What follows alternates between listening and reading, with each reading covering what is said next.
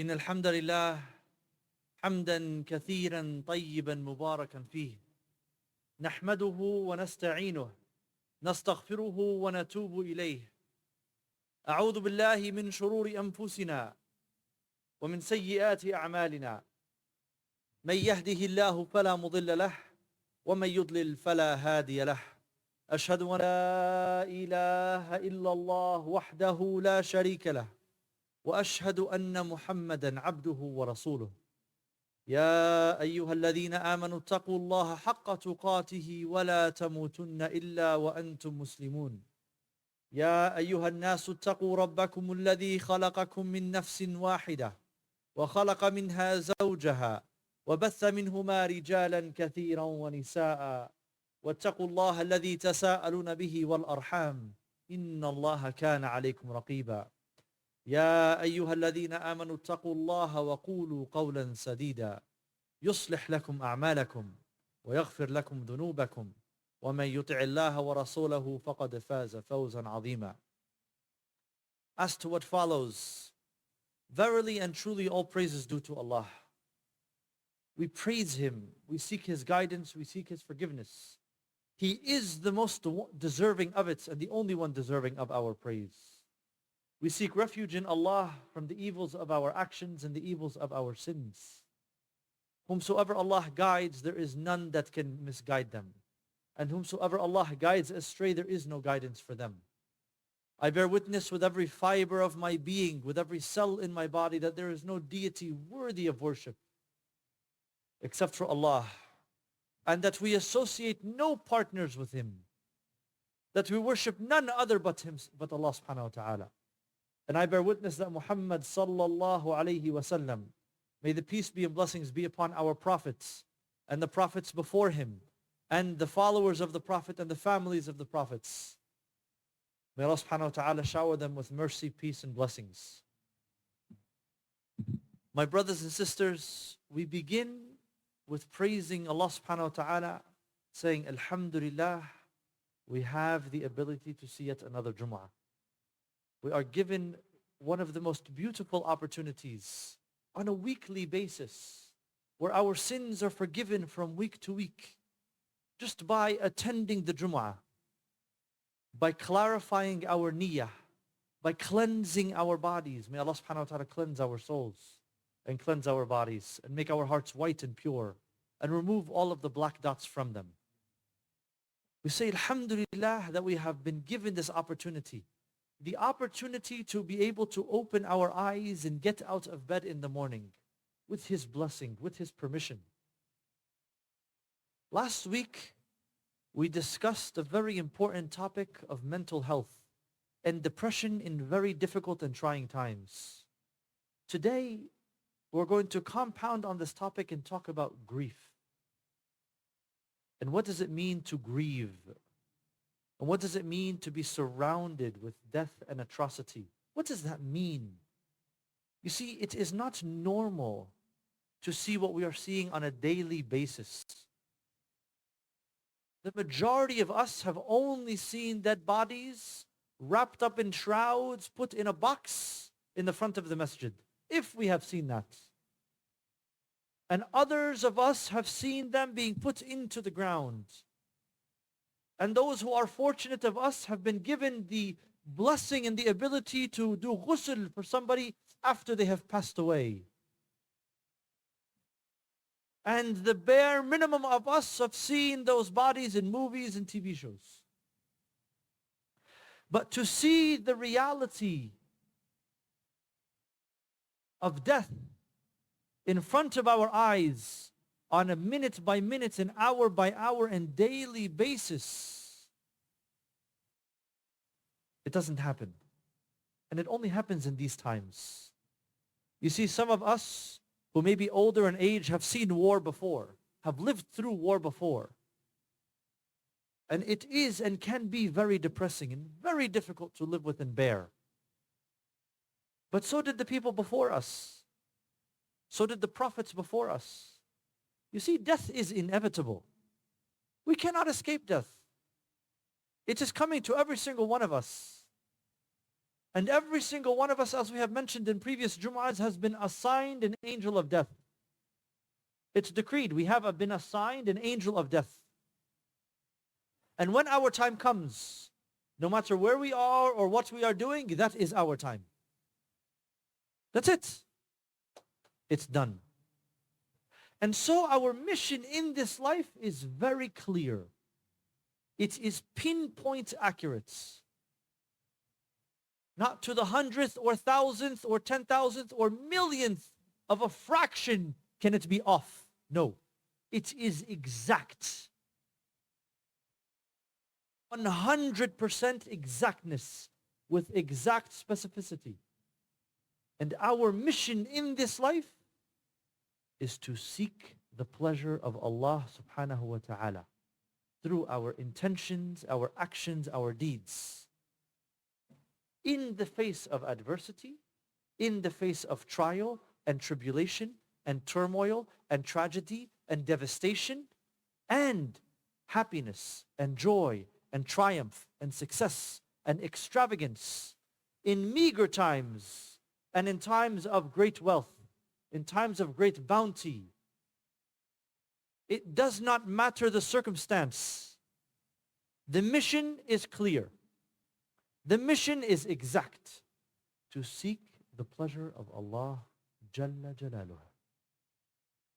And when it comes to the question of grief or grievances, these challenges that we are facing daily in our lives, what can be done?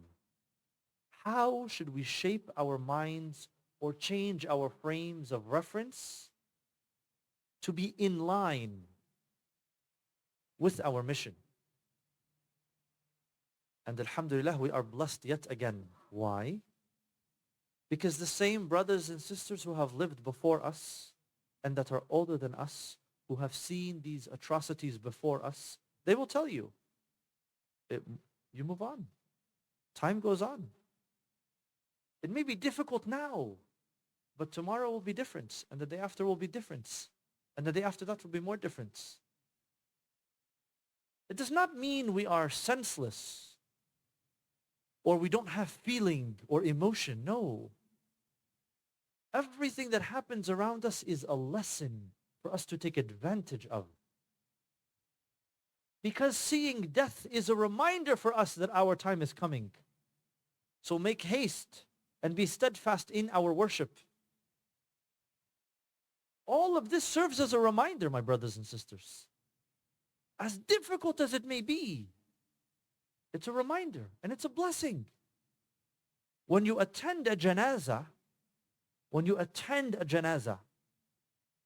and we are praying the prayer that has no ruku' or no sujood, in that prayer we are making dua for the person, for any shortcomings that they may have had.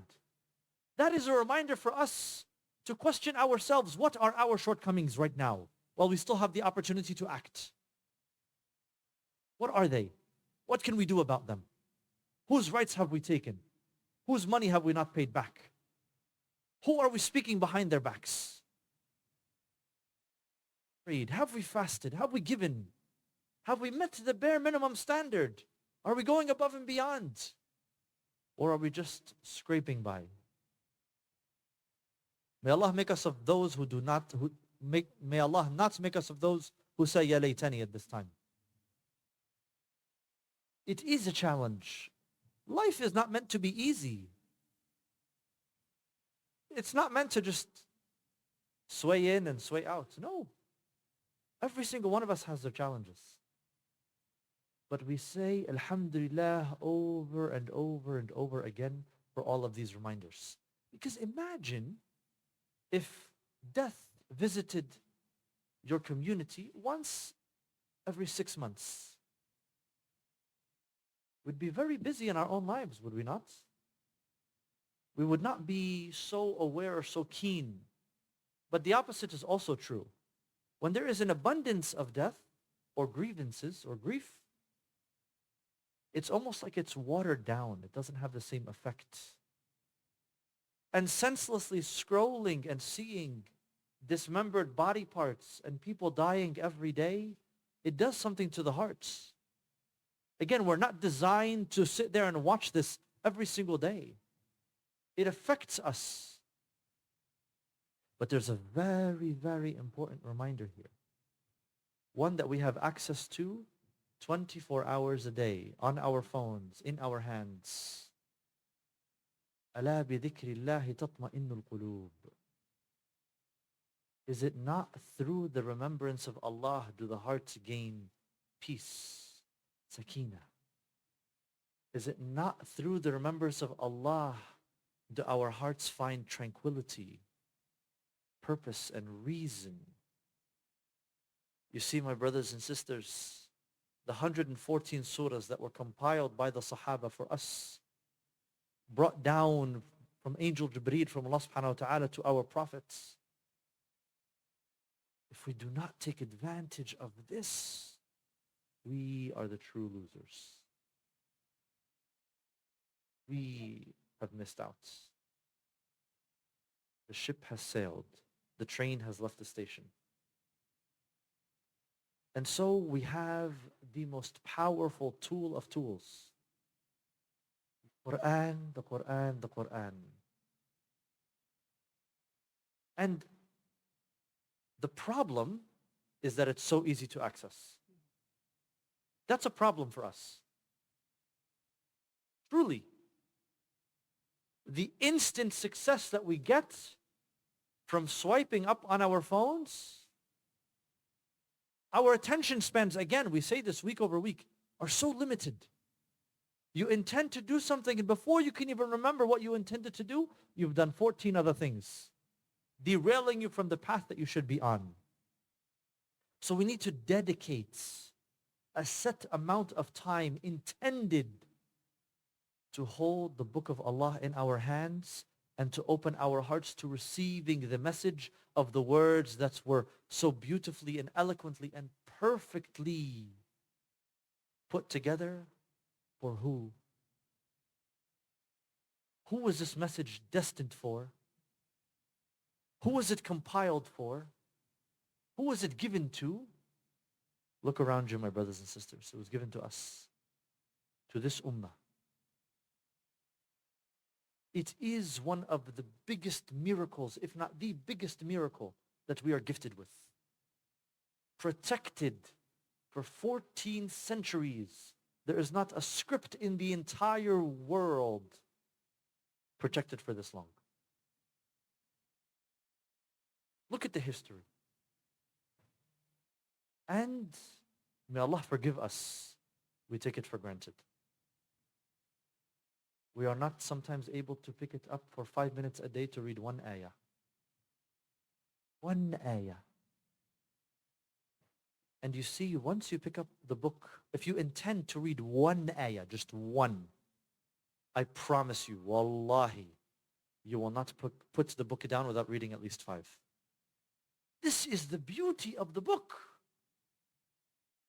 This is the beauty of the Quran. Wallahi, I promise you, if you open it and you say, Bismillahir Rahmanir Rahim, and you read one verse, you will be thinking to yourself, why am I being cheap with myself? I can do more. I can do more. I can do another 2, 3, 4, 5 verses. But what's the challenge? Opening up the book. Reaching for the Quran.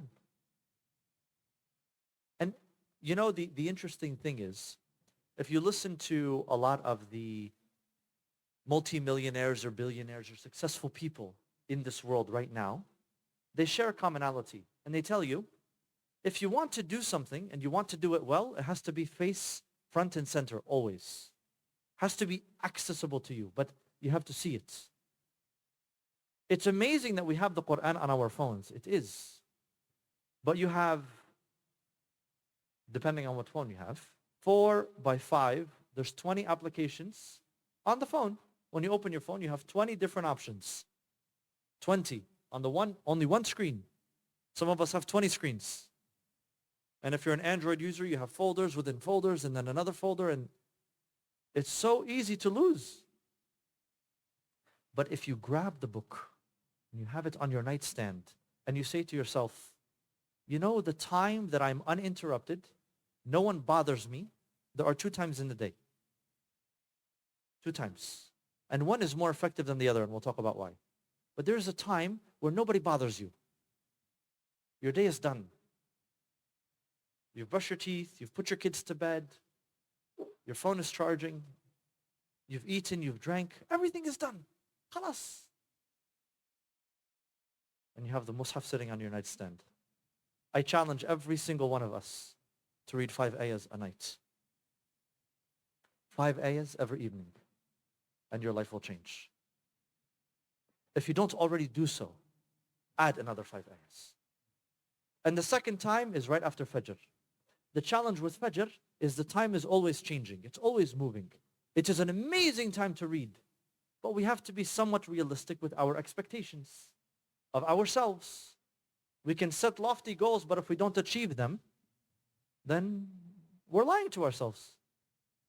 We have to be realistic. And before you put your head down on your pillow and check your email or go through your Facebook notifications or your Instagram messages, or put your phone on the dresser and pick up the mushaf and read 5 ayahs. Just 5. Bismillah ar-Rahman ar-Rahim, and the first 5 ayahs you see, and put the mushaf down. That's it.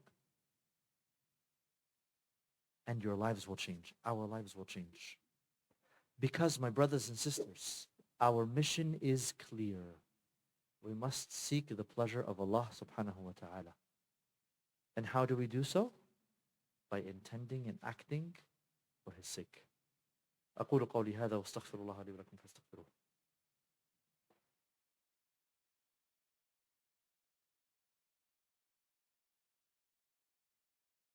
Alhamdulillah, Alhamdulillah, we praise Allah.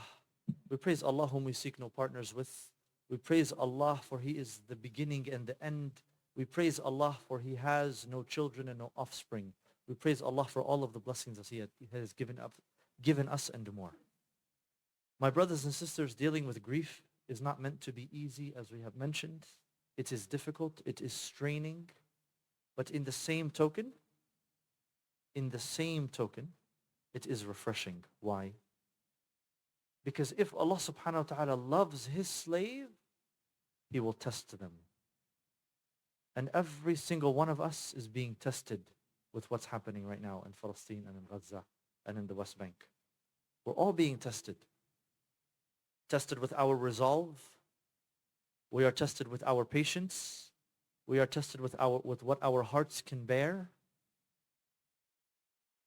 And if we lose sight as to what our goal is, it's devastating. And I have heard brothers and sisters say, why is my dua not being answered? Why? And the answer is simple. I will give you a very simple comparison. Every single one of us in here gets sick, yes? We all get sick. Whether it's a cold for 3 days, 4 days, 5 days, you have COVID, you fall and you scrape your knee. And you make dua to Allah, oh Allah, grant me shifa. Oh Allah, grant me shifa. Allah can grant us shifa instantly, immediately. But Allah yuridu bina al-yusr. He wants us to gain the benefits, the reward. And so we eventually get better. 3 days, 4 days, 5 days. But do we sit in those 4 or 5 days and ask ourselves, why is Allah not accepting my dua? No, we don't. We don't question the will of Allah. It doesn't make sense. And why is this any difference? Because in our faith, we have faith in Allah's plan and His will. That's the point. Because as we're being tested, the ability to get rewarded is magnified, is exponentially bigger and better and more beneficial to us. Brothers and sisters, this life is temporary. You literally count the days that you live on this earth. Count them. Oh, he was 63 years old and 4 months and 17 days, and he passed away. He was 25 years old and he passed away. He was a 3-day-old baby and he passed away. She got hit by a bus and she passed away. And this sister, she passed away. She was sick. And this sister, she died suddenly. She passed away. She was 24 years old. She did not live. No, it's the opposite. We pray that we spend our time seeking the pleasure of Allah. This is our mission. How to handle grief? It doesn't mean that just because what's going on in the world, we cannot live. Oh, I can't have my wedding, or we can't have our aqiqah for our son because of what's happening around the world. Think about that. At the time of the Prophet, between Badr and Uhud and Khandaq, did people get married? Did the people have kids? Did they have things to be happy about? Absolutely. Did they act on them? Absolutely. It doesn't mean you're being insensible or insensitive or unsympathetic or unempathetic. No. The opposite. Do what pleases Allah subhanahu wa ta'ala. We do not stop living when someone passes away. If we have a family member who passes away, Rasulullah puts the grievance for the family to give azah in 3 days. 3 days. And any one of us who has lost someone knows, after you lose them, you grieve and you move on. When the Prophet of Allah sallallahu alaihi wasallam passed, the first thing that the Sahaba did, Abu Bakr and Umar, was question who was next. Can we accuse Abu Bakr and Umar of being insensitive or senseless or heartless or emotionless? No. They were responsible for the ummah, so they had to act. The same way that we are responsible for our deeds, and we must act. So dealing with grief, we must do what pleases Allah. Oh, people have died. Let me go listen to music so I can feel better. Oh, let me go have a drink. I need to forget. Or let me touch the other stuff because I need to forget. I need to just chill. No, my brothers and sisters. It's the opposite. We draw closer to Allah, not farther away from Him. Let me go gossip for 20, 30 minutes because, I need to socialize and it's very hard for me to be alone and scroll through Facebook and see all these people dying. No. No. We get together and we make dua, we read Quran. We get together and we remind ourselves that our time is coming. This is the point. This is the purpose. Because when we seek the reward of Allah and we achieve it in the akhirah, then there is no time. There's no concept of today, tomorrow. There's no concept of that. There's no concept of yesterday or next week. No. It is eternal happiness, eternal bliss, eternal success and triumph. But we have to pay the price here. We have to act here. It's not just going to be given to us. We would be foolish if this was the case. No, we have to act. May Allah make us of those who are steadfast. Allahumma hdina fi man hadayt, wa afina fi man afayt, wa tawallana fi man tawallayt, wa barik lana fi ma a'tayt, wa qina wasrif anna bi rahmatika sharra ma qadayt. Allahumma farrij hamma al-makrubin, Allahumma farrij hamma al-madlumin ya Rabb. Allahumma aftah alayhim, wansurhum, wa afihim, wa afu anhum, wa aghfir lahum, wa wassa alayhim ya Rabb. Allahumma kun lahum wa la tukun alayhim ya Rabb. Oh Allah, be with those who are occupied and oppressed. Oh Allah, soften our hearts to stand in prayer and make dua for those who are oppressed and those who are occupied and those who are unjustly killed and unjustly taken out of their homes and unjustly persecuted, ya Allah. Oh Allah, make us of those who are given the ability and the opportunity to pray for them in Qiyam al-Layl, in Tahajjud. Oh Allah, make us of those who are steadfast. Make us of those who are on time for our prayers, and for those who make zakah and give for the sake of Allah subhanahu wa ta'ala. Oh Allah, we ask you and you alone. Oh Allah, we ask you and you alone. Oh Allah, we ask you and you alone. Allahumma arda alayna ya Rabb. Allahumma arda alayna ya Rabb. Allahumma arzuqna husna al-khatimah. Oh Allah, bless us with the best of endings. Oh Allah, Allahumma thabitna 'inda as-su'al. Oh Allah, make us, ya Allah, successful when it comes to the questioning. Allahumma atina fi dunya hasana, wa fil akhirati hasana, wa qina adhab an-nar. Allahumma salli wa sallim wa barik ala sayyidina habibana nabiyyina al-Mustafa wa ala alihi wa ashabihi ajma'in. Wa akhir da'wana alhamdulillahi rabbil alamin wa aqimis salat.